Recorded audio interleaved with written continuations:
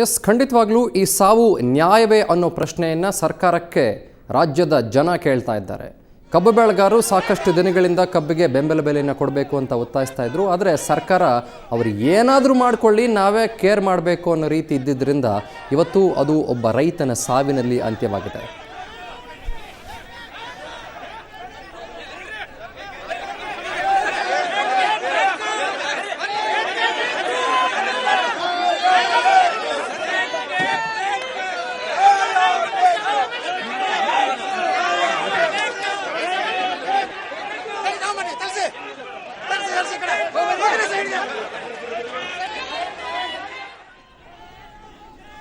Right, ನೀವು ದೃಶ್ಯದಲ್ಲಿ ಗಮನಿಸ್ತಾ ಇದ್ದೀರಿ, ರೈತರು ಮತ್ತು ಪೊಲೀಸರ ನಡುವೆ ಸಾಕಷ್ಟು ವಾಗ್ಯುದ್ಧ, ಸಾಕಷ್ಟು ಗಲಾಟೆ ಕೂಡ ಆಗ್ತಾ ಇದೆ. ಅದಕ್ಕೆ ಕಾರಣ ಏನು ಅಂತಂದರೆ, ರೈತರು ಸತ್ತಿರುವಂಥ ರೈತನ ಒಂದು ದೇಹವನ್ನು ನಮಗೆ ಒಪ್ಪಿಸಿ ಅಂತ ಹೇಳ್ತಿದ್ದಾರೆ. ಅದರಲ್ಲಿರುವಂಥ ಪೊಲೀಸರು ರೈತನ ದೇಹವನ್ನು ಕಂಕನಾಡಿ ಆಸ್ಪತ್ರೆಗೆ ಇದೀಗ ರವಾನೆ ಮಾಡ್ತಾ ಇದ್ದಾರೆ. ನಿಜಕ್ಕೂ ಕೂಡ ಆಬ್ವಿಯಸ್ಲಿ ರೈತರಿಗೆ ಅವರ ಸಹನೆಯ ಕಟ್ಟೆ ಅನ್ನೋದು ಮಿತಿಮೀರಿದೆ, ಸಹನೆ ಕಟ್ಟೆ ಅನ್ನೋದು ಒಡೆದು ಹೋಗಿದೆ.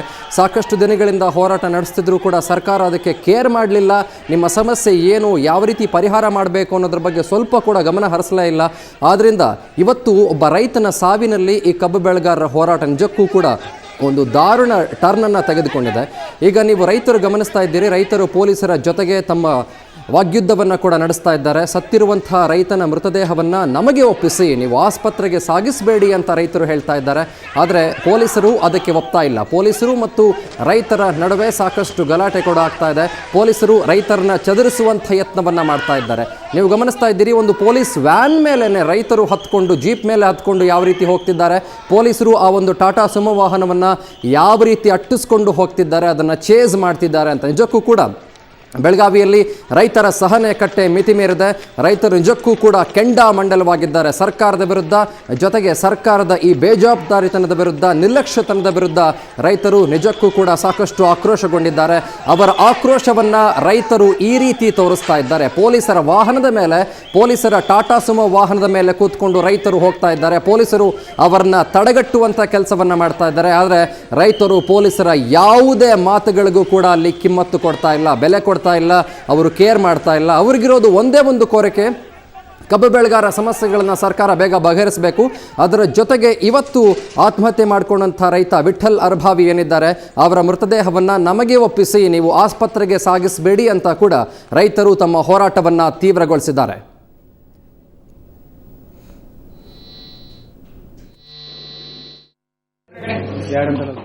ಬ್ಯಾಟ್ರಿ ಅಂತ ಕೊಡ್ರಿ, ಆ ಕಡೆ ಯಾರ ಲೀಕ್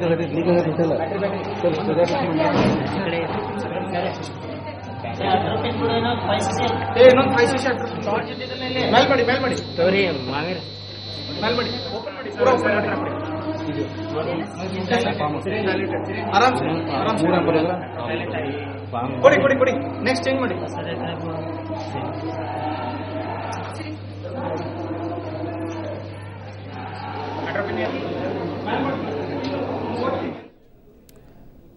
ಇನ್ನು ಬೆಳಗಾವಿಯಲ್ಲಿ ರೈತನ ಆತ್ಮಹತ್ಯೆಗೆ ರಾಜ್ಯ ಸರ್ಕಾರನೇ ಕಾರಣ ಅಂತ ಪ್ರತಿಪಕ್ಷಗಳ ನಾಯಕರು ವಾಗ್ದಾಳಿ ನಡೆಸಿದ್ದಾರೆ. ಸಿಎಂ ತಕ್ಷಣ ರಾಜೀನಾಮೆ ಕೊಡಬೇಕು ಅಂತ ಯಡಿಯೂರಪ್ಪ ಒತ್ತಾಯಿಸಿದ್ದಾರೆ.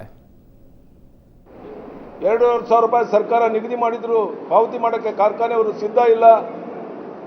ಈ ರೀತಿ 16,000 ಜನ ತಮ್ಮ ಭಾವನೆಗಳನ್ನು ವ್ಯಕ್ತಪಡಿಸೋಕ್ಕೋಸ್ಕರ ಸತ್ಯಾಗ್ರಹಕ್ಕೆ ಬಂದಿದ್ರು. ಈ ಬೇಜವಾಬ್ದಾರಿ ಸಿದ್ದರಾಮಯ್ಯ ನೇತೃತ್ವದ ಕಾಂಗ್ರೆಸ್ ಸರ್ಕಾರ ಬೆಳಗಾವಿ ಅಧಿವೇಶನದ ಸಂದರ್ಭದಲ್ಲಿ ಒಬ್ಬ ರೈತನನ್ನ ಬಲಿ ತಗೊಂಡಿದೆ. ಇನ್ನೊಬ್ಬ ರೈತನ ಸ್ಥಿತಿನೂ ಸಹ ಬಹಳ ಕಷ್ಟದಲ್ಲಿ ಅವನು ಉಸಿರಾಡ್ತಾ ಇದ್ದಾನೆ. ನಾನು ಸಿದ್ದರಾಮಯ್ಯನವರಿಗೆ ಒಂದು ಕ್ಷಣ ಕಾಲ ಈ ರಾಜ್ಯದ ಮುಖ್ಯಮಂತ್ರಿಯಾಗಿ ಮುಂದುವರಿಯುವಂಥ ನೈತಿಕ ಹಕ್ಕು ನಿನಗಿಲ್ಲ. ಇವತ್ತು ಕಾಂಗ್ರೆಸ್ನ ಸರ್ಕಾರ ರೈತರಿಗೆ ವಿಷವನ್ನು ಕೊಡೋದ್ರ ಮುಖಾಂತರ ಇವತ್ತು ರೈತ ಆತ್ಮಹತ್ಯೆ ಮಾಡ್ಕೊಂಡು ಒಂದು ರೈತನ ಬಲಿ ಏನಾಗಿದೆ.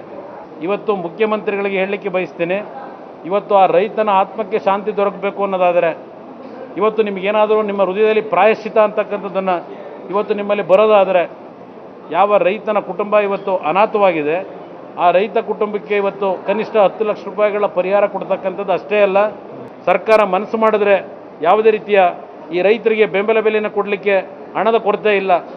ಇವತ್ತು ಸರ್ಕಾರ ನಿರ್ಧಾರ ಮಾಡಬೇಕು ಅನ್ನೋದನ್ನು ಹೇಳಕ್ಕೆ ಬಯಸ್ತೀನಿ. ಕಬ್ಬು ದರಕ್ಕೆ ಒಂದು ಸರಿಯಾದ ವೈಜ್ಞಾನಿಕ ಬೆಲೆಯನ್ನು ಕೊಡಬೇಕು ಅನ್ನುವಂಥದ್ದು ಮತ್ತು ಇನ್ನಿತರ ಹಲವಾರು ಬೇಡಿಕೆಗಳನ್ನು ಇಟ್ಕೊಂಡು ಅವರು ಹೋರಾಟ ಮಾಡ್ತಾ ಇದ್ರು. ಸರ್ಕಾರದಿಂದಲೇ ಬೆಂಬಲ ಬೆಲೆ ಕೊಡಬೇಕು ಅನ್ನುವಂಥ ಒತ್ತಾಯವನ್ನು ನಿಲುವಳಿ ಸೂಚನೆ ಮುಖಾಂತರ ನಾವು ಮಾಡಿದ್ದೇವೆ. ಅದಕ್ಕೆ ಇಲ್ಲಿವರೆಗೂ ಸಹಿತ ಸರ್ಕಾರ ಸ್ಪಂದನ ಮಾಡಲಿಲ್ಲ. ಮುಖ್ಯಮಂತ್ರಿಗಳು ಅದಕ್ಕೆ ಯಾವುದೇ ರೀತಿಯಾದ ಸ್ಪಂದನ ಮಾಡಲಿಲ್ಲ. ಸಕ್ಕರೆ ಸಚಿವರು ಸ್ಪಂದನ ಮಾಡಲಿಲ್ಲ. ನಿರ್ಲಕ್ಷ್ಯ ಮಾಡಿ ಇವತ್ತು ರೈತ ಇವತ್ತೇನು ವಿಠಲ್ ಅರಬಾವಿ ಅನ್ನುವಂಥ ಒಬ್ಬ ರೈತ, ಬೆಳಗಾವಿ ಜಿಲ್ಲೆಯ ರೈತ ಇವತ್ತು ಆತ್ಮಹತ್ಯೆ ಮಾಡಿಕೊಳ್ಳುವಂಥ ಒಂದು ದುರಂತ ಇವತ್ತು ನಡೀತು. ನಾವು ಭಾರಿ ಸ್ಪಷ್ಟವಾಗಿ ಮುಖ್ಯಮಂತ್ರಿಗಳಿಗೆ ಮೊನ್ನೆ ಹೇಳಿದ್ದೆವು, ನೀವು ನೇರವಾಗಿ ರೈತರ ಮುಖಂಡರ ಜೊತೆ ಹೋಗಿ ಅವರನ್ನು ಭೇಟಿ ಮಾಡುವಂಥ ಕೆಲಸ ಕಾರ್ಯಗಳನ್ನು ಮಾಡಿ, ಅವರ ಸಮಸ್ಯೆಗೆ ಪರಿಹಾರ ಮಾಡಿ. ವಿಧಾನಸಭೆಯಲ್ಲಿ ವಿಧಾನ ಪರಿಷತ್ನಲ್ಲಿ ಕೂಡ ಖಂಡಿತವಾಗಿ ಇದು ಎಲ್ಲೋ ಒಂದು ಆತ್ಮಹತ್ಯೆ, ರೈತನ ಆತ್ಮಹತ್ಯೆಯ ದಿಕ್ಕಿನ ಕಡೆ ಹೋಗ್ತದೆ ಅಂತ ಹೇಳಿದರೆ ನಿರ್ಲಕ್ಷ್ಯ ಭಾವನೆಗಳನ್ನು ತಾಳಿದರು. ಇವತ್ತು ಈ ರೈತನ ಸಾವಿಗೆ ನೇರವಾಗಿ ಸಿದ್ದರಾಮಯ್ಯರೇ ಕಾರಣ, ಇದರಲ್ಲಿ ಬೇರೆ ಯಾರೂ ಕಾರಣ ಅಲ್ಲ.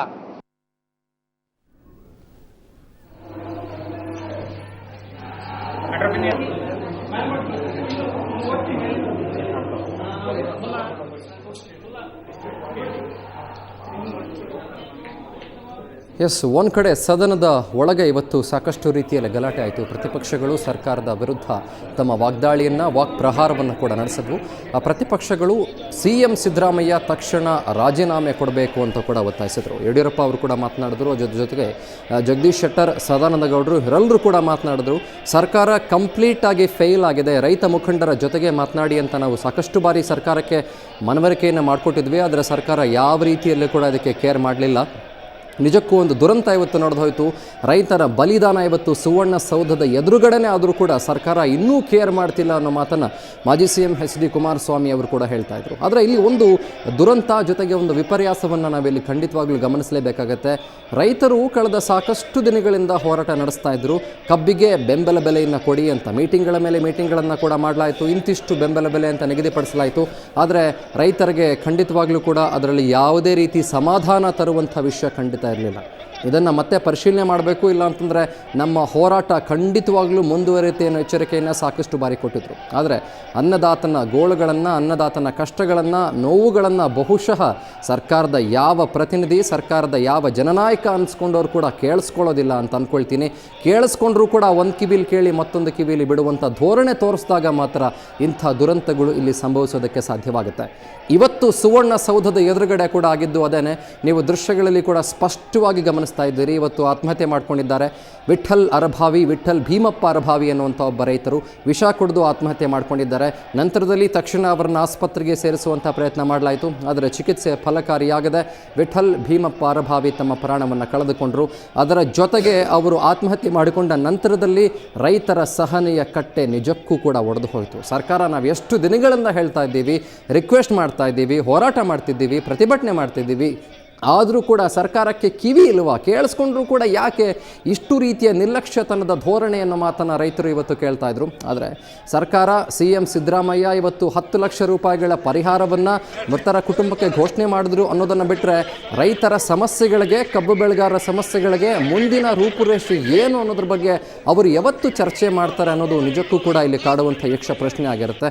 ಒಂದು ವೇಳೆ ಅವರು ಮುಂದಿನ ದಿನಗಳಲ್ಲಿ ರೈತರ ಸಮಸ್ಯೆಗಳ ಬಗ್ಗೆ ಚರ್ಚೆ ಮಾಡಿದ್ರೂ ಕೂಡ, ಕಬ್ಬು ಬೆಳೆಗಾರನ್ನ ಕರೆಸಿ ಚರ್ಚೆ ಮಾಡಿದ್ರೂ ಕೂಡ ನಿಜಕ್ಕೂ ಅವರು ಚರ್ಚೆ ಮಾಡೋದಕ್ಕೆ ಒಂದು ಸಾವಾಗಬೇಕಾಗಿತ್ತಾ ಅನ್ನೋ ಪ್ರಶ್ನೆ ಕೂಡ ಇಲ್ಲಿ ಖಂಡಿತವಾಗ್ಲೂ ಕೂಡ ಕಾಡುತ್ತೆ. ಅಂದರೆ ಈ ರೀತಿಯ ಒಂದು ದುರಂತ ಆಗೋ ತನಕ ಸರ್ಕಾರಗಳು ಎಚ್ಚೆತ್ಕೊಳ್ಳೋದಿಲ್ವಾ?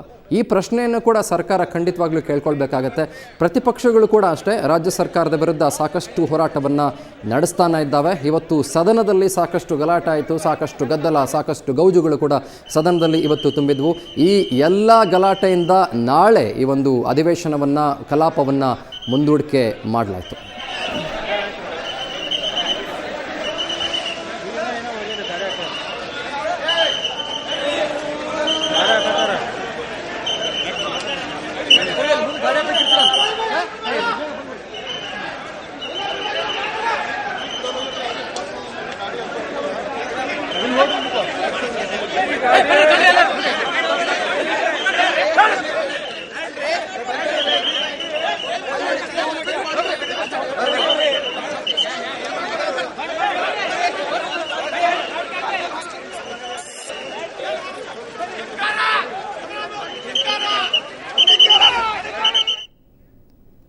ಇಲ್ಲಿ ಸುಮಾರು ಪ್ರಶ್ನೆಗಳು ನಮ್ಮನ್ನು ಕಾಡುತ್ತವೆ. ಸರ್ಕಾರಕ್ಕೆ ಬುದ್ಧಿ ಬರಲು ರೈತರ ಸಾವು ಈ ರೀತಿ ದುರಂತಗಳು ಆಗಬೇಕಾ? ಈ ರೀತಿ ಆದರೂ ಕೂಡ ಸರ್ಕಾರ ಎಚ್ಚೆತ್ತುಕೊಳ್ಳೋದಿಲ್ವಾ? ರೈತರ ಒಂದು ಬೆಂಬಲಕ್ಕೆ ಸರ್ಕಾರ ಧಾವಿಸೋದಿಲ್ವಾ? ಬಹುಶಃ ಸರ್ಕಾರ ಈಗಲಾದರೂ ಎಚ್ಚೆತ್ತುಕೊಳ್ಳುತ್ತೆ ಅಂತ ಭಾವಿಸ್ತೇವೆ.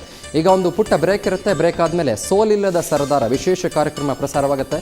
ನೇರ ದಿಟ್ಟ ನಿರಂತರ ಸುದ್ದಿಗಾಗಿ ನೋಡ್ತಾರೆ ಸುವರ್ಣ ನ್ಯೂಸ್.